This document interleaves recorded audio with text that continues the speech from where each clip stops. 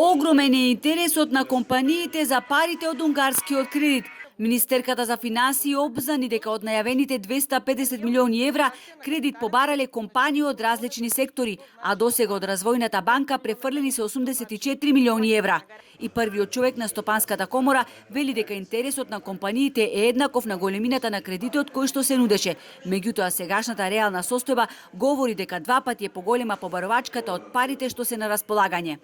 И по информациите кои што ги добив од комерцијалните банки, со цел да излезат во пресет на што е можно поголем број на компании, прават комбинација помеѓу финансирање од овој унгарски кредит, како што го користиме терминолошки зборот, и дел од сопствени средства, нормално со различна каматна стапка, затоа што нивните средства по различна камата ги даваат од овој унгарскиот, но целта им е да стигнат до што е можно повеќе компании. Неспорно е дека спремни се компаниите да инвестираат.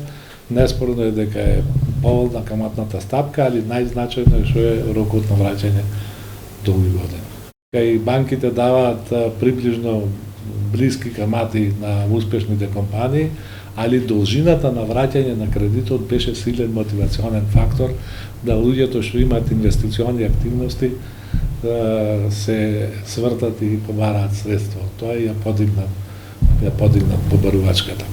Азески даде свое видување во однос на барањата на ССМ за минимална плата од 500 евра.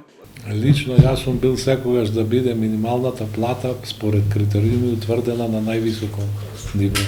Затоа што секогаш сум бил на страната на потрошувачката и мислам дека тоа е основа да се ствара, а не да се штеди. Али јас како бизнисмен сакам да стварам што повеќе и да можам да ги покрием трошоците.